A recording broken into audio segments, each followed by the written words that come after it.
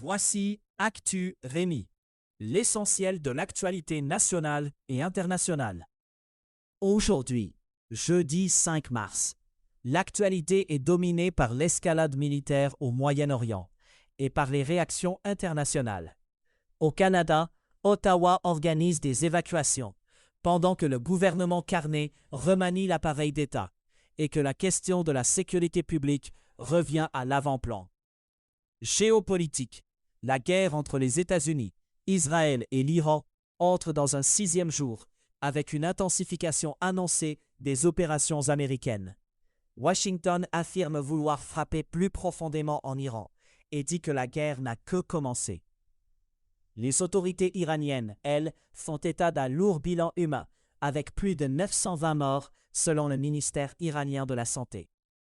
En Iran, le Croissant Rouge rapporte un seuil symbolique franchi dans la capitale, avec 1000 morts à Téhéran attribués aux frappes américano-israéliennes.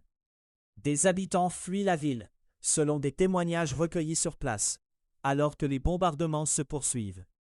La situation alimente une inquiétude directe sur la capacité des services civils à répondre à l'urgence.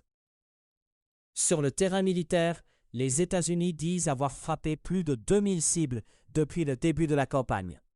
Un fait marque aussi cette séquence, avec l'usage d'une torpille tirée depuis un sous-marin pour couler un navire de guerre, une première de ce type depuis la Seconde Guerre mondiale. L'élargissement du conflit est aussi évoqué, après l'entrée d'un drone iranien sur un territoire relevant de l'OTAN. En Israël, l'armée annonce de nouvelles interceptions, après des missiles signalés tôt jeudi matin. L'Iran a lancé d'autres attaques visant Israël et des bases américaines, selon des informations rapportées depuis Jérusalem. À l'intérieur du pays, la vie quotidienne reste organisée autour des alertes, des abris et des restrictions de temps de guerre. Les autorités israéliennes font aussi face à une reprise aiguë des tensions avec le Hezbollah, après des tirs vers le nord d'Israël présentés par le mouvement comme des actes de vengeance. Des journalistes sur place décrivent des roquettes et des impacts proches, au point de devoir se mettre à couvert. L'objectif affiché par Israël, dans ce contexte, est de neutraliser la capacité militaire du Hezbollah. Au Liban, le gouvernement et les civils se retrouvent pris entre les deux camps, alors que les frappes aériennes se multiplient sur Beyrouth. Le gouvernement libanais parle de près de 85 000 personnes déplacées. L'armée israélienne a aussi lancé une incursion terrestre dans le sud du Liban, tandis que le chef du Hezbollah, Naïm Qassem, affirme que le groupe ne se rendra pas. L'Iran annonce également avoir frappé des groupes kurdes basés en Irak, qu'il qualifie d'opposés à la révolution. Des informations font état d'un intérêt américain pour armer des guérilleros kurdes afin d'infiltrer l'Iran. Cette extension géographique ajoute une couche de risque régional, au-delà de l'axe Iran-Israël. Sur le plan politique iranien, une question de succession s'impose après la mort, samedi, de l'ayatollah Ali Khamenei lors de frappes américano-israéliennes. Des religieux se réunissent pour organiser la suite et le fils de Khamenei est présenté comme un successeur probable. Ce scénario est décrit comme à la fois prévisible et controversé, compte tenu de l'enjeu de légitimité. À Washington, la question de l'après pour les Iraniens reste peu abordée dans les communications officielles.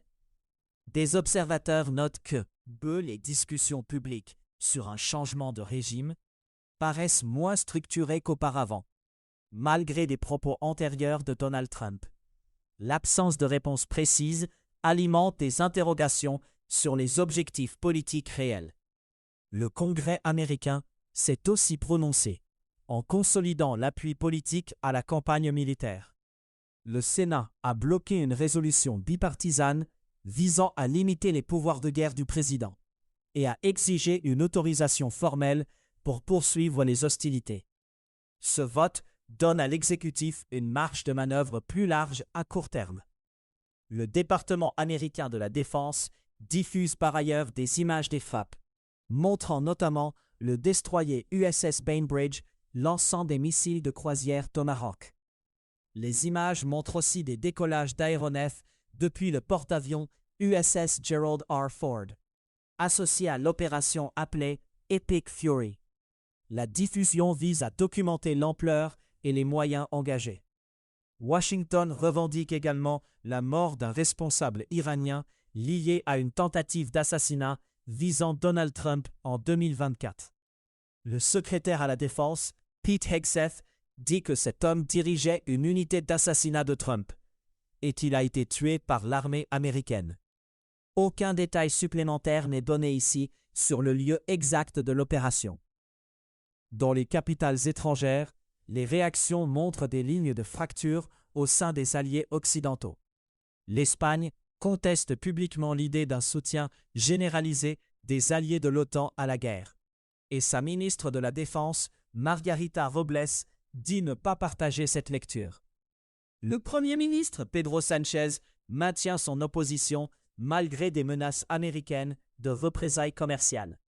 La France, de son côté, a autorisé les forces américaines à utiliser des bases militaires françaises dans le cadre du conflit, selon un reportage diffusé en France. Cette décision donnerait accès à des installations sur le territoire français alors que la guerre s'étend dans la région. Le ministère français des Armées ne commente pas immédiatement ces informations. La Russie affirme, elle, que l'Iran n'a pas demandé d'aide militaire à Moscou depuis le début des frappes américaines et israéliennes. Le porte-parole du Kremlin, Dmitri Peskov, dit n'avoir reçu aucune requête de Téhéran. Cet élément nourrit le débat sur l'isolement stratégique de l'Iran au moment où il subit des attaques répétées. La Chine annonce enfin l'envoi d'un émissaire spécial au Moyen-Orient pour contribuer à une médiation dans la guerre impliquant les États-Unis, Israël et l'Iran. Pékin fait cette annonce au moment où ses élites politiques se réunissent à Pékin pour les 2 sessions. Le message vise à positionner la Chine comme acteur diplomatique actif dans une crise majeure. Dans le Golfe, l'Ukraine propose son expertise face aux drones iraniens, alors que l'Iran utilise des Shahed contre des pays de la région en représailles. Kiev met en avant son expérience, acquise contre les drones employés par la Russie contre des villes ukrainiennes depuis plusieurs années. Cette offre s'inscrit dans une coopération technique centrée sur l'interception et la défense aérienne. Canada. Ottawa intensifie ses efforts pour faire sortir des Canadiens du Moyen-Orient, alors que la guerre en Iran perturbe l'aviation et les déplacements. La ministre des Affaires étrangères, Anita Anand, dit que le gouvernement espère affréter des vols dans les prochaines 72 heures. Canada demande notamment aux Émirats arabes unis de permettre l'usage de leur espace aérien pour ces vols. Les demandes d'aide consulaire augmentent fortement, avec plus de 2000 Canadiens qui ont sollicité l'appui du gouvernement pour quitter le Moyen-Orient. Ottawa parle d'une organisation de rapatriement sans détailler le nombre de vols ou les itinéraires. L'objectif immédiat reste de regrouper les personnes et de sécuriser des sorties par des corridors aériens disponibles. Sur le plan politique et administratif, le Premier ministre Mark Carney remanie l'appareil fédéral en profondeur. Il secoue les rangs supérieurs de la fonction publique et crée ou élargit certains postes. Le geste s'inscrit dans une volonté de marquer la machine gouvernementale de sa propre empreinte. La sécurité publique revient aussi au premier plan avec les lois canadiennes dites « drapeau rouge » sur les armes à feu. 2 ans après leur entrée en vigueur, une enquête montre qu'aucune instance ne compile systématiquement où, quand et à quelle fréquence ces ordonnances d'urgence sont utilisées. Le dispositif avait pourtant été présenté comme une réponse importante à la tuerie de Portapique en Nouvelle-Écosse en 2020. Le débat autour de l'intelligence artificielle prend une tournure concrète après la fusillade de Tumber Ridge en Colombie-Britannique. Le ministre de l'Intelligence artificielle, Evan Solomon, affirme que le PDG d'OpenAI a exprimé horreur et responsabilité au sujet des liens entre ChatGPT et cet événement. Selon le ministre, OpenAI accepterait aussi l'accès d'experts canadiens à son bureau de la sécurité pour évaluer les menaces futures.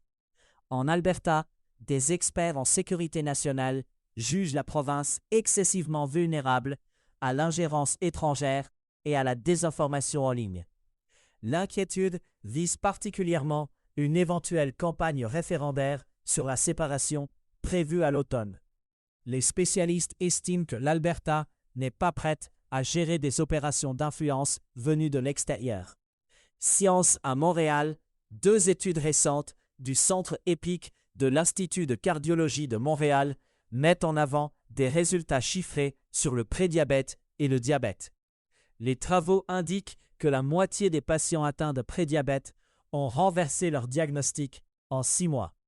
Les études rapportent aussi que près de 40% des patients atteints de diabète ont obtenu le même renversement en 6 mois. Les chercheurs associent ces résultats à un régime alimentaire approprié et à de l'exercice physique régulier. Le message pratique porte sur la constance et sur des changements mesurables du mode de vie. L'enjeu immédiat est clinique, car un diagnostic renversé modifie le suivi médical et les risques à long terme. Ces données attirent aussi l'attention sur l'encadrement nécessaire pour soutenir l'adhésion au programme. Les études se rattachent à un centre spécialisé qui travaille sur la prévention et la réadaptation. Elles alimentent le débat sur les interventions non médicamenteuses avec des résultats mesurés en quelques mois. À Montréal encore, l'Université McGill annonce vouloir attirer des chercheurs internationaux de très haut niveau. L'établissement veut se positionner alors que des chercheurs envisagent de quitter les États-Unis. L'objectif est de recruter une crème scientifique mondiale dans un contexte de concurrence accrue entre universités. La stratégie de recrutement répond à une fenêtre d'opportunité. C'est lié à la mobilité des talents. Elle implique aussi des moyens d'accueil et de financement capables de convaincre des chercheurs déjà établis. Le gain recherché est direct, avec des équipes renforcées et des projets plus compétitifs. Dans ce contexte, l'enjeu touche aussi la capacité du Québec à offrir un environnement de recherche stable. McGill cherche à tirer son épingle du jeu face à d'autres institutions internationales. L'annonce met en lumière une bataille concrète pour les chaires, les laboratoires et les équipes. Climat. Une étude publiée dans la revue Nature conclut que la plupart des évaluations scientifiques ont sous-estimé l'élévation du niveau de la mer. Cette sous-estimation crée un angle mort dans la perception des risques pour les zones côtières. L'étude souligne que des millions de personnes vivent dans des zones plus à risque qu'elles ne le croient. À Cuba, une panne de courant majeure touche la moitié ouest de l'île et plonge des millions de personnes dans le noir, y compris à La Havane. Les autorités de l'Union électrique confirment sur X une interruption allant de Pinar del Rio jusqu'à Camagüey. La remise en service pourrait prendre plusieurs jours selon les informations disponibles. La crise énergétique s'inscrit dans une combinaison de facteurs avec des réserves de pétrole qui diminuent et un réseau électrique décrit comme vieillissant. Le contexte inclut aussi l'arrêt de livraison de pétrole vénézuélien dans un environnement de pression américaine. Le résultat immédiat est une instabilité répétée de l'approvisionnement électrique pour la population. Monde. Aux États-Unis, l'administration peine à présenter une justification cohérente de son entrée en guerre contre l'Iran. Le secrétaire d'État Marco Rubio affirme désormais que le président a décidé de ne pas laisser Téhéran frapper en premier. Dans l'opinion, un sondage indique que près de 6 citoyens sur 10 désapprouvent l'opération. En Espagne, le Premier ministre Pedro Sánchez durcit le ton contre l'offensive américaine et israélienne contre l'Iran. Il dit non à la guerre et affirme que son pays ne sera pas complice. Il répond aussi à des menaces de Donald Trump évoquant un embargo commercial. Pedro Sánchez assume une ligne politique qui met l'accent sur le refus de l'obéissance aveugle et servile. Il reconnaît que certains jugeront cette position naïve, mais il renverse l'argument. Il affirme que croire à la violence comme solution serait, selon lui, la vraie naïveté. La Russie, de son côté, ne se précipite pas au secours de Téhéran. malgré les attentes iraniennes. Le régime iranien, décrit comme ayant peu d'alliés internationaux, comptait sur un soutien de Moscou. À ce stade, l'absence d'assistance visible nourrit un sentiment de déception à Téhéran. Cette retenue russe est observée alors que l'Iran subit des frappes continues et cherche des appuis.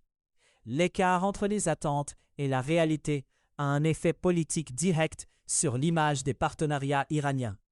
L'enjeu est de savoir jusqu'où Moscou veut s'exposer dans un conflit déjà élargi. Le dossier s'inscrit aussi dans une logique d'intérêt, où chaque capitale mesure ses risques. Le constat central reste l'isolement relatif de l'Iran à l'international au moment où la pression militaire augmente. Les faits rapportés décrivent une alliance espérée, mais pas concrétisée. Économie. Sur les marchés des matières premières et des devises, l'or s'établit à 5 155 $. Américain, en baisse de moins 0,7% sur 24 heures. L'argent se négocie à 84 $ américains, en baisse de moins 2,3% sur la même période. Le Bitcoin évolue à 7 217 en hausse.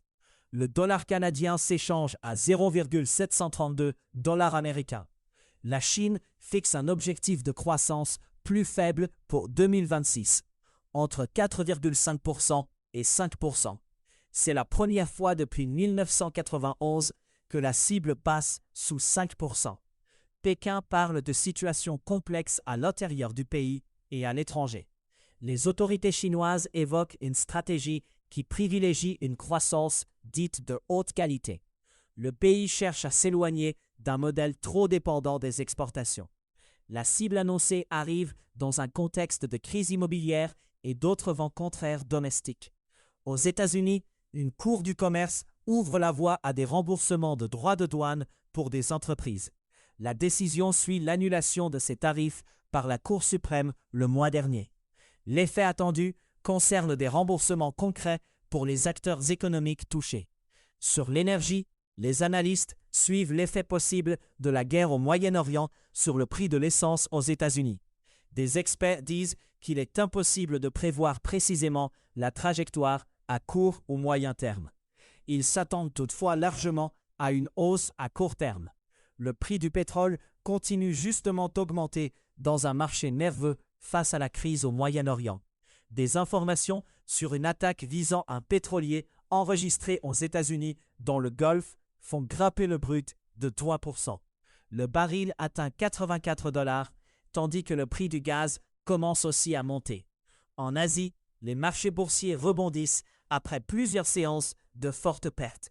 Les reculs précédents avaient été alimentés par la guerre au Moyen-Orient. Le rebond marque un rééquilibrage, malgré une énergie plus chère et des incertitudes persistantes. À savoir aujourd'hui, le 5 mars 1770, des soldats britanniques tuent 5 civils lors du massacre de Boston, dans la province du Massachusetts. Le 5 mars 1933, le parti nazi remporte les élections législatives en Allemagne, ouvrant la voie à la consolidation du pouvoir d'Adolf Hitler. C'était Actu Rémi. Pour suivre l'actualité chaque jour, visitez acturemi.news. C'était Actu Rémi. Merci de votre écoute.